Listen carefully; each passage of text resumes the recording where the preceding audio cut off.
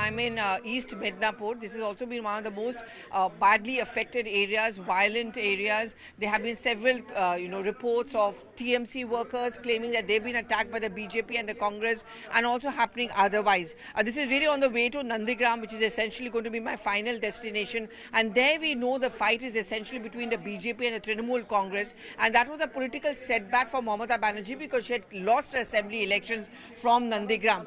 Now, to give a national perspective, why do these panchayat elections become important, particularly in a state like West Bengal?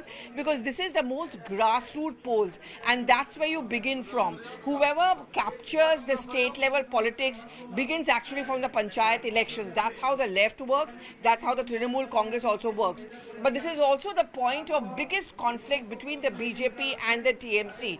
I think if you look ahead at the Lok Sabha elections of 2024, one of the main planks, I would say the twin planks on which the BJP is going to be working on is that of poll violence, and the second, of course, is corruption. The politics of intimidation, the politics of actually forcing people to end up voting for the Trinamool Congress. The BJP plans to use that for the 2024 Lok Sabha elections, and to make the point that people over here do not actually see real democracy. I'm going to try and get a sense from one of the persons over here.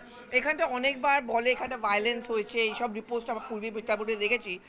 उसके बावजूद আমি অনেক লম্বা line দেখছি, तो लोग এখানে ভয় পায় না वोट देते हैं। शांति श्रृंखला वजह से यहाँ चुनाव होता है, पंचायत का वोट डाला जाता है। हिंदी में बोल रहे हैं, यहाँ कोई हमारा यहाँ तो लोग डरते नहीं हैं, क्योंकि पूर्वी मिदनापुर में भी केस है। बिल्कुल डरते नहीं। हमारा यहाँ सेंट्रल फोर्स रखने का कोई फायदा हुआ नहीं। हमारा यहाँ तो सेंट्रल फोर्स का कोई दिखाई नहीं दे रहा है यहाँ इस बार पंचायत में। So that's also been one of the complaints. And to be very fair, there's just so much of those central forces which can be stretched.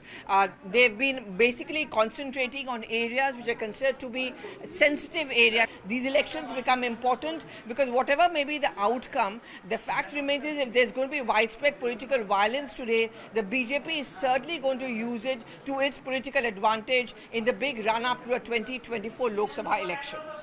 We are right at the crossroad of the main area of Nandigram, and we have been talking about Nandigram being also one of the sensitive areas because this is Suvendu Adhikari area of the BJP and where Mamata Banerjee was defeated. Right behind me, you can see the central forces which were deployed. They've arrived over here, and their main task essentially is going to try and ensure that peaceful voting takes place. The voting, of course, in Nandigram has already arrived. Now, the biggest problem for the central forces is also that most of them are from outside of Bengal, and they may not be very aware of the particular area or the terrain. Many of the villages are deep inside, and should there be any incidents of violence, it may be difficult for them to reach that spot immediately.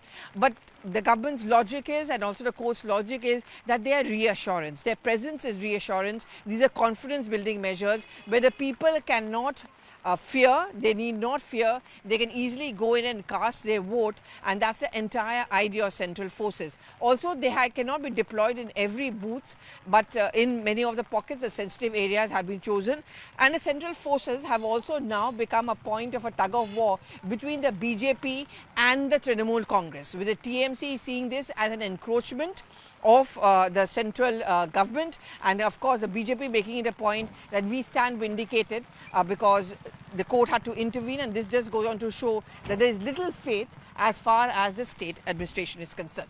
With Narayan Singh in Nandigram for CNN News 18.